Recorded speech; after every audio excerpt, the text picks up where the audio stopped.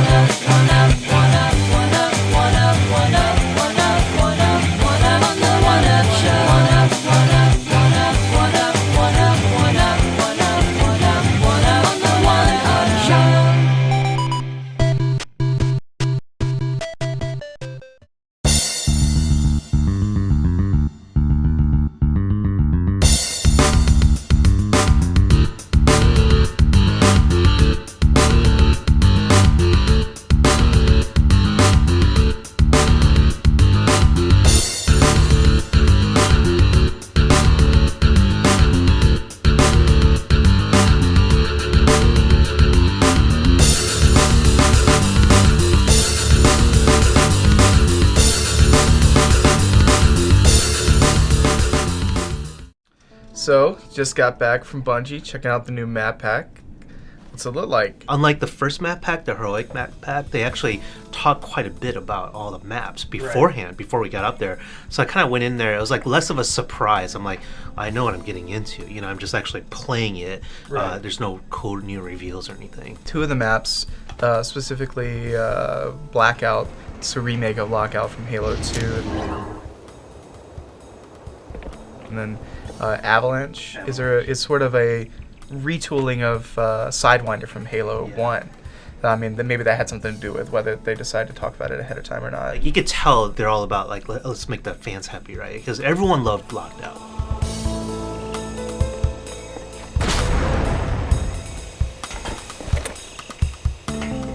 We tried to stay as close as possible to the original Lockout. We know it's really important to fans. They love Lockout. It's actually, all our statistics show it was like the #1 played map in Halo 2. People have been asking for it basically since Halo 3 came out. When the artist started working on it, Paul Russell, who was the environment artist on it, he wanted to try something different, not just revisit the Forerunner, but actually try an entirely different take on it.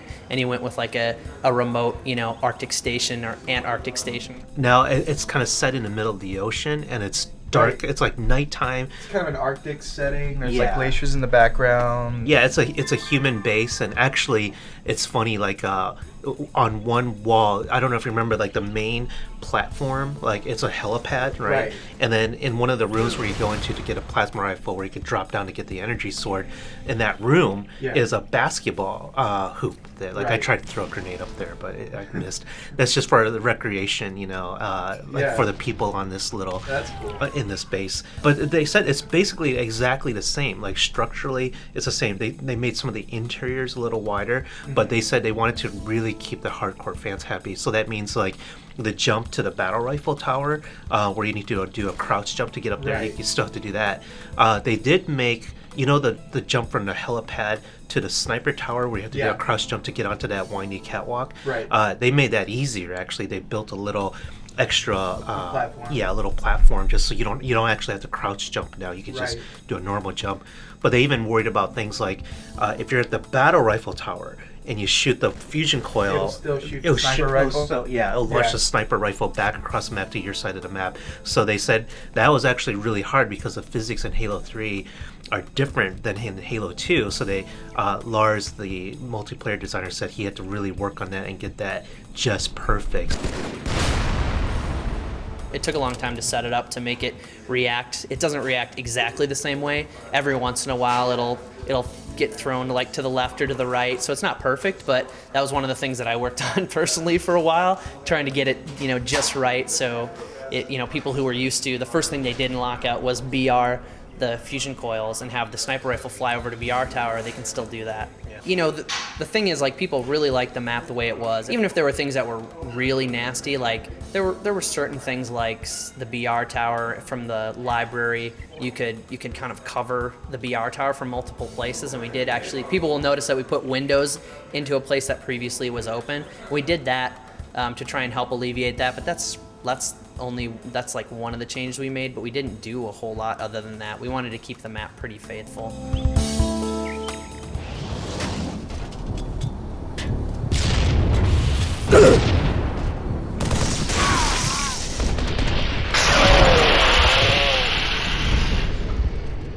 Now, Avalanche, that's reimagining of Sidewinder. It kind of looks like it's best for like large parties, objective style games. How did it play? That was the one I was least looking forward to because I generally don't like the big team battle games or maps. Like Right. I'm not a fan of Blood Gulch and Coagulation. I don't like Valhalla, and it's Sidewinder. I remember back in those days when we tried playing Capture the Flag.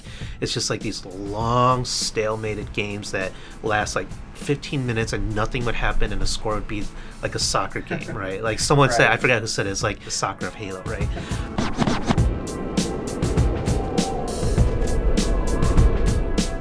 So what we did to help increase mobility around the level, we put man cannons all over the place. So there's actually man cannons directly at the top and outside the base that right by the flag, when you grab the flag, you can go out a man cannon basically a fourth of the way across the level.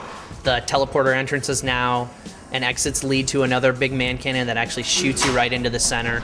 There's that whole new center cave. There's a lot more ways for the guy on ground, the infantry player, to get around the map a lot quicker. And there's a ton of vehicles too, so people have options constantly, and that was really important to us. I thought this was going to be a slow-paced, really long, drawn-out map. And it was actually really fun. It was like, that was my favorite map of the day. I was like, wow, this is, like you're just zipping around everywhere. Like, it's so much quicker paced. And then in that middle area, since there's not a lot of interconnecting areas between the two halves of the map, it's just primarily just two big spaces where everyone's going to meet in the middle. So there's a lot of close quarters combat there too.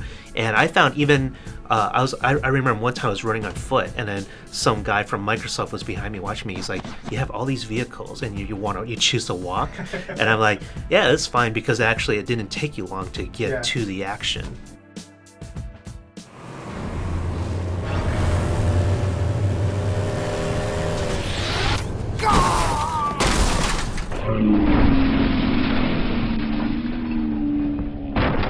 We all know Lockout, and we sort of remember Sidewinder, but what's Ghost Town? This is one of the new maps, that we haven't seen before. What does it play like? Like, there's multiple levels, right? And it's these decayed ruins. It's like this old water processing plant off of Sierra 117. So everything's kind of run down, decayed. Like, the concrete's all crumbling and falling apart. Some of the jungle has kind of overgrown into the area. The idea was to have another kind of medium-sized, asymmetric, something on kind of almost Guardian or Lockout on a little bit larger scale. And internally, I believe we called it the Counter-Strike map. When it was originally put together, it was just a series of rooms with different choke points and really long sight lines in a couple areas of the map. And it was really fun to play from the beginning when it was simply like a gray concrete box and there were no frills or anything. It was simply like a bunch of boxes running around in it. And we realized that the way it flowed was really unique, and it plays really well for particular game types. Obviously, like one bomb and one flag. And Team Slayer is really cool too because there are a lot of different areas of the map to try and hold, and a lot of really cool places to just hold up and stop people from getting around the map. Yeah, it was a really cool map because that was the one new map. Like when we played Blackout, like instantly familiar. It was just kind of getting used to the new graphics and the lighting and things like that. But it's exactly the same as Blackout, pretty much. Yeah. But Ghost Town was that was like the new map, so that was really fun to play.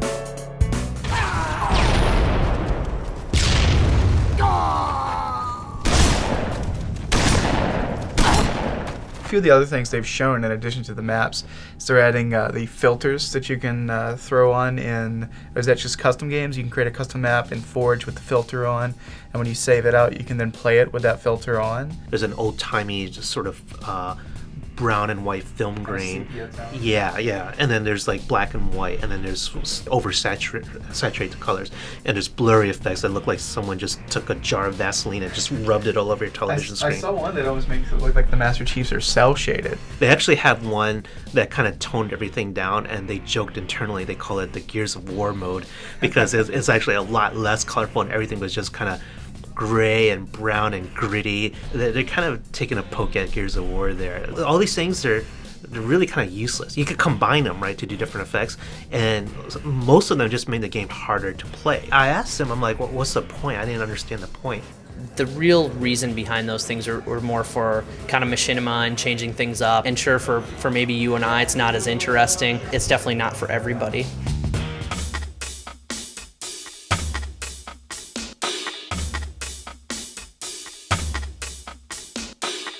People wanted to kind of use the Forge items. What they realized is like the users wanted to make have kind of permanent objects in Forge. One thing they showed, like on Blackout, they actually had these huge kind of solid metal doors that they could just use to close off entire areas, and it almost seals perfectly. It's like flush to the opening, so what you can do is close off certain areas on Blackout to just change how the game plays. If you want to say, okay, no one could get into the sniper tower, you could do that now, and people can't get in. So us poor slobs will be getting our hands on the map soon, right?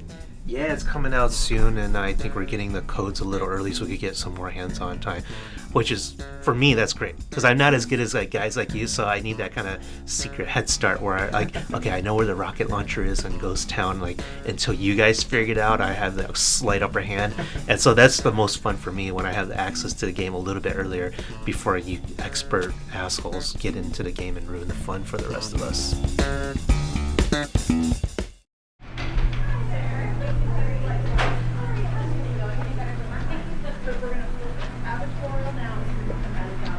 Nobody understands me. I'm gonna go cry in this store.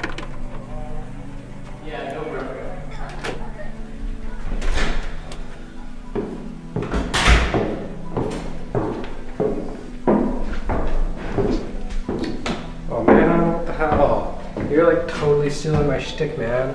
I came out here to the stairwell to cry and be all emo, and you're already here doing it. You even got a hoodie, man. I'm worthless. I don't even know if I can even do this chat, to be honest. You guys, maybe we should find somebody else. I don't know if I'm cut up to do this chat about video game shit. Yeah, gotta talk about a game. They want us to. But I mean, who cares? Shut up! Stop talking. Just go the hell away. So I hear this World Ends With You game is really emo. It's hella emo, man. You cruise around Japan and nobody understands you and no one even sees you because you're like a ghost. Yeah. And you're listening to music and you're buying cool clothes. It's almost like a self-parody. I mean, the game, it's clearly designed by the same people who do a lot of the Final Fantasy and Kingdom Hearts games, and they're kind of infamous for giving everyone cool leather clothes and feathered bleached hair and zippers and chains and buckles and stuff, even if it doesn't fit. But actually in this game it does fit. It totally makes sense, and the more you play it, I mean, I was kind of annoyed at first, and I'm like, oh man, these characters are so annoying. The main character is so unlikable. Like more Squall than Squall. Yeah, exactly. And it gets to the point where you're like, I just want him to die. Like, I don't really give a shit about him. But the more you play it, the more you realize that it's actually like, it's almost telling you that this kind of lifestyle is like retarded and that you shouldn't really like follow Even it. the title of the game, eventually you come to realize it means like you can't just live your life in your own head all the time. Exactly. And as a video game, it's also pretty good. Your good is gone.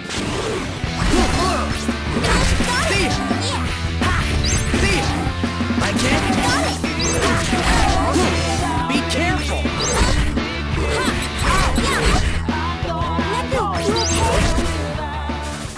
Like when you first start playing, it's almost a little bit overwhelming because there's action on the bottom screen that you control with the stylus, and then there's another character fighting along with you that you can control with a D-pad. And if you control both of them at the same time correctly, then you get special power-ups and things like that.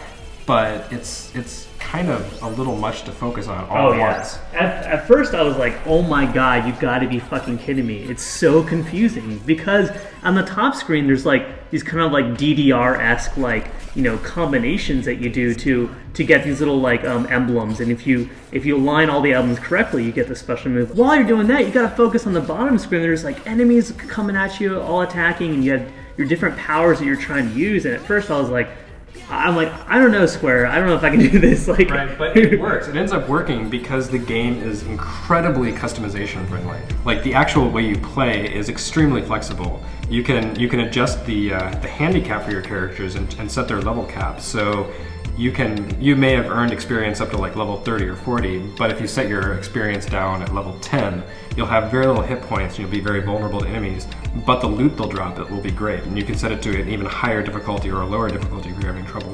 And on top of that, you can eat food that you pick up at restaurants throughout Shibuya, and that'll add hit points or it'll add bravery. And the funny thing is, like, the emo aspects of it actually work within the context of the game, like you're saying, like the fashion elements, and even the way you attack, you use little pins, like those like small little round pins. And it's funny because I'm like, oh my god, like, so basically all my attacks are from like emo pins. This is crazy. And like the whole thing is like you're wearing different pins, and like different pins have combinations, and it's actually bizarre. Like, and I'm basically turned superficiality into a video game, into like an action sequence.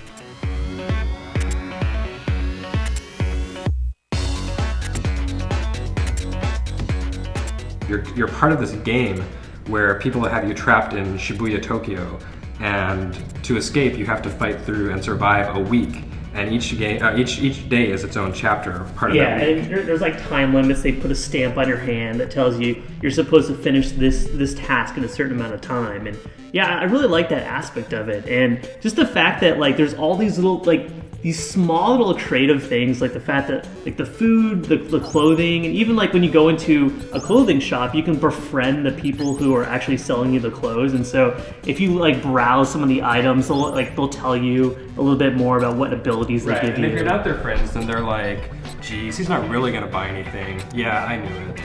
The way the clothing system works is you have to have enough bravery to wear certain items. And so I'm like looking in the shops, I'm like, oh wow, that's a really cool shirt, I want to wear that. But I'm like, oh fuck, I can't wear it yet. Right, and bravery is not like courage in battle, it's basically self-consciousness. If your character has low bravery, if Neku, the main character, has low bravery, which he starts out with, it's because he doesn't feel confident enough to wear like the really cool clothes. As you wear different brands, those brands become more fashionable, and you get battle experience bonuses for wearing the coolest, trendiest brands. But you're not stuck, swapping your clothes out every time you move to a new area. You actually, you can affect what's cool. So the more you play, the more you fight, the better you do in battle. You can actually go out and listen to all the characters who are inside the world. You can listen to their thoughts, or read their thoughts, I should say. And I also like the fact that, so your little pins that actually have all your abilities on there, if you turn off your DS, the next time you turn it on, it will level up the amount of time that your DS was turned off. So if you don't play for a week and you turn it on again, you'll probably level up all your pins. And I'm like, that's a really cool incentive to like start the game again if you put it down for a while. Right. Open up your senses.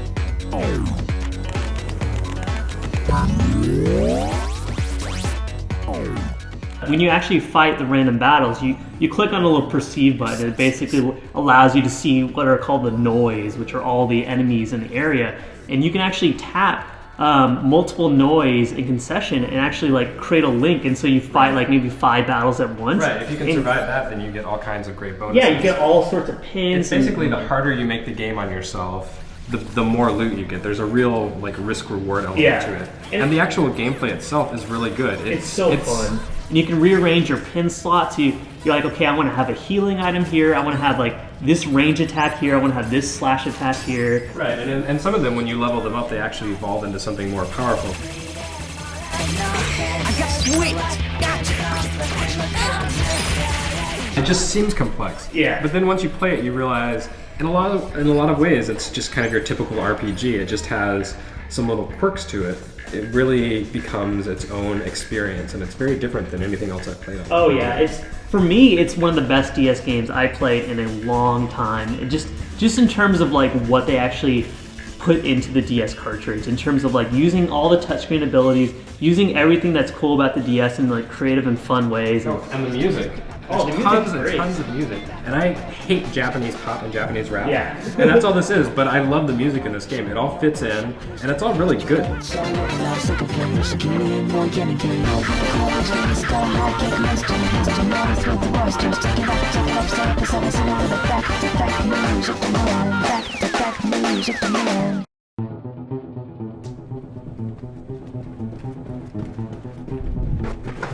David. What? I just got an email from Bungie. I got a screenshot of Assassin's Armor, Oh shit. but wait till you find out what Assassin's Armor does. It's gonna flip you out. Oh shit.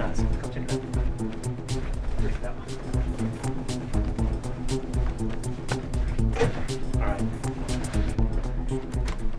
Read that armor. Oh shit. A 5% speed increase. Oh shit. That doesn't even seem fair. Here's a screen. Weird, Oh huh? shit. Yeah. It's crazy. It's kind of like a transformer a little bit. Like, look at this thing. Yeah. Oh, look at the spikes coming off the shoulder. Yeah. That's badass. Do you like it better than Recon Armor? Yeah, you gonna ask him so I Sorry, can you get can't have it. assassin? Do you want the 5% increase in speed, or you just want to be able to say you have Assassin Armor? They said that must be why they're not giving it out to people, because that would really Right. throw out the balance. It's like there must have been like a dozen journalists there. Yeah. And it's like the only people, besides a few people at Bungie, is just these journalists who have Assassin's Armor. So it's pretty bad. Maybe I'll let you play with them. I'll still beat you. This is awesome.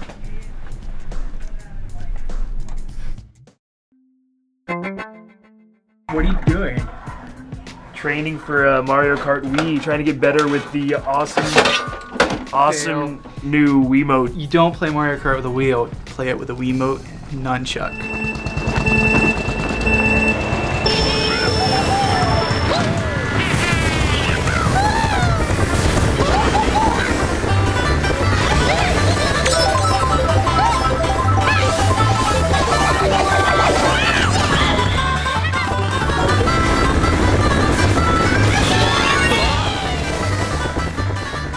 You can play with the classic controller, you can play with a GameCube controller, you can play with just this thing, you can, whee! But no, in order to really feel like you're playing Mario Kart Wii and have complete control over all the moves, you gotta have that. Yeah. And it's because of the tricks. Like tricks are a big part of this game. Well, anytime you jump, you can just wank wildly on the Wiimote and do a trick that gives you a giant speed boost. Sure.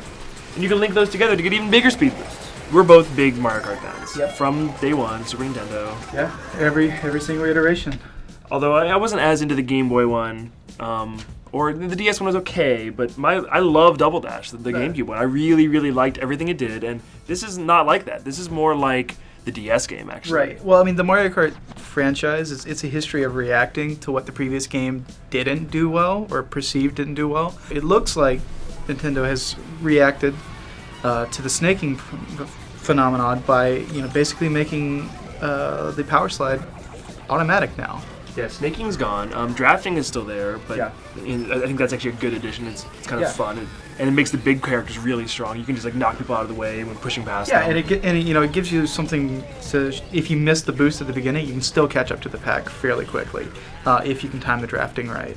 Yeah, and when you were saying about it being reactionary, I feel that. Like I think Double Dash was maybe too complicated for a lot of people, and DS was simplified. People liked it, so this is more like that. It's a return to the basics. Yeah. You know, No more 2-character carts. No more grinding. Traditional jumping and power sliding's back, albeit in tremendously modified form.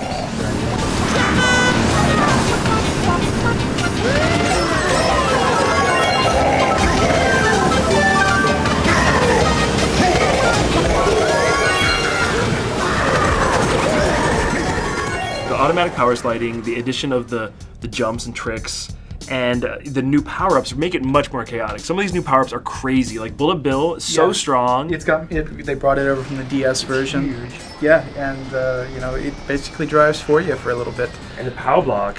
Power Block is really cool. Power Block's really a big deal actually, because Yeah, it affects everybody, and they lose their power-up at the end. But the one thing is you have a way to get out of it, unlike Blue Shell or Lightning, where you're basically stuck.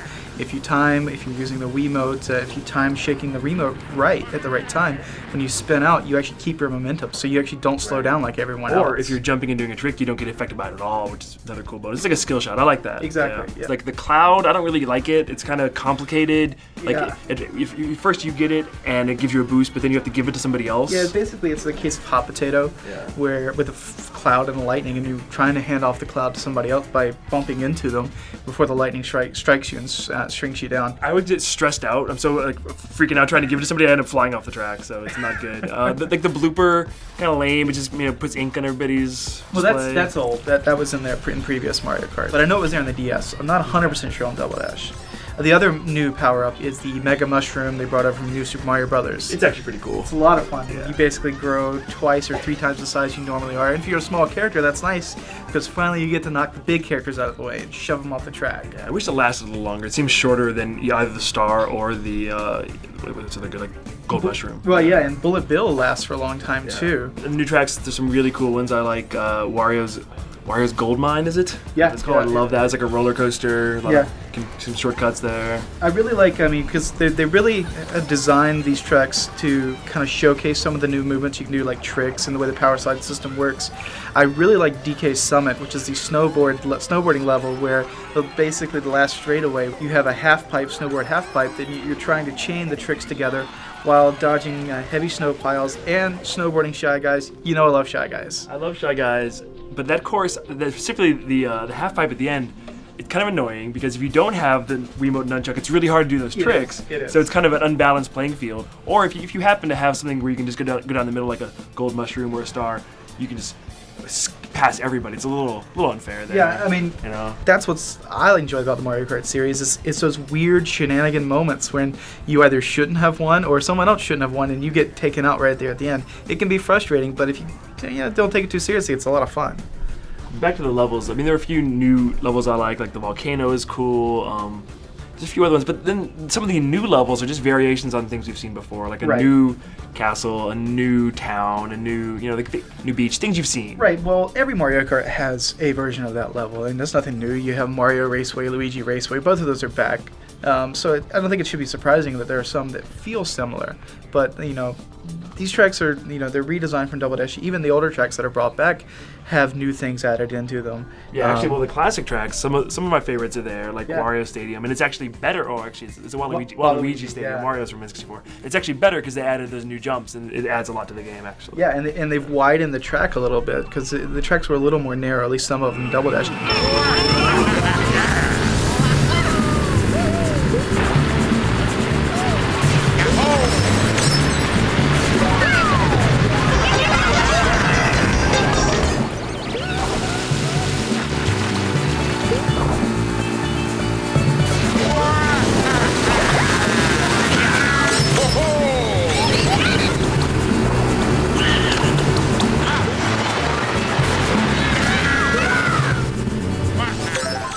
Although some of the tracks aren't the same because now when you go off-road, you're a lot slower than in like the previous games. Yeah, So, I will say that's probably the addition that I like the least. You used to be able to power slide across grass, dirt, or whatever and hold it and take turns a little tighter. That's gone. If you're holding a power slide and you go off the track at all, you stop. one of my favorite things added is actually a little thing, and that's the Mii integration. Yeah, like playing as your Mii is awesome, but also like seeing your Mii put all over the other courses, like in statues or on billboards. I got a lot of satisfaction walking in when you were playing it the other night, and I saw you were playing Luigi Raceway, and I saw my Mii's face on the huge statue, and you didn't even notice it until I pointed it out, but that pissed you off because you're like, I don't want Big Fun in my Mario Kart. All over my level. It was very upsetting, but yeah, it's cool, and like I think kids are really gonna dig that because all the Mii's on your Wii end up showing up in the game. So yeah, no, I ended up wishing that there were more Mii's on the system, got the debug system, so that we could really see all that. So the other real big addition is motorcycles. Yeah. And I think it's more of a cosmetic thing than a real gameplay thing. They do play slightly differently, and you have some different tricks you can do. Right. I mean, obviously the major trick is you do some more wanking, you can pop a wheelie with the motorcycle, and it gives you a mini boost, not a full-on boost, but it gives you a mini boost, which is really useful in straightaways. I will say that like the motorcycles, I have no problem with the way they control. They control great. Larger characters, if they're driving a kart and you're riding a motorcycle, they come along and like hit you, it will knock you out of the way. It really will affect your line. But I like the being able to pop the wheelie because I had a couple situations right at the end of the race when you're trying to come back, you need that one little boost to pass the last person before you get to the finish line. Pop a wheelie, it's awesome because right after you finish, you win the race. Your character's still popping a wheelie in the end of the race, so that's pretty awesome. They've had like crazy karts before. If you look at Mario Kart DS, you could race as a tank. So I mean, they've had a lot of cosmetic changes, but the fact that the bikes turn a little tighter, at least they seem to turn a little tighter, it changes the style of play up a little bit too. You can do different things with it. So Well, most people are still going to race baby carriages, so what does it matter? Alright, so I didn't tell you this, I was supposed to tell you this yet, but Frankie said we could give him a call. He has to tell us a little bit more about the armor, how we get it this time. It's not automatic like the Recon armors, but he said there might be a chance that I could get you the armor. Oh, really? So you should tell, I guess you're going to have to tell him why you deserve the armor. Okay. I can sell myself.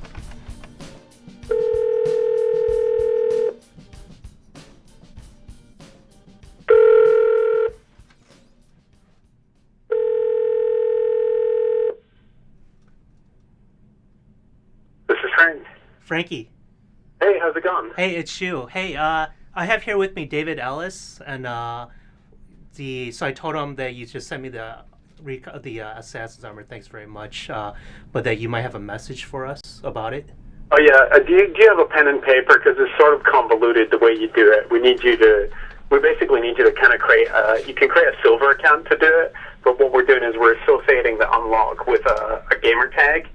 We've already registered it, so you guys are going to have to go through the process. So if you just have a pen and paper, I'll just give you a quick set of instructions. Does that make sense? Yeah. Okay. Yeah, we're ready. All right. So you can either start a gold or a silver account. It doesn't matter on Xbox Live. Just create one. Go through all the process. Make sure, and this part you have to listen carefully. Make sure that for the first part of the address for that gamer tag that you put EGM space fiasco. It doesn't matter what case it is, but EGM space fiasco. Okay. Right? And then when you actually get to choose the gamer tag text, make sure the gamer tag is David is gullible, no space. Oh,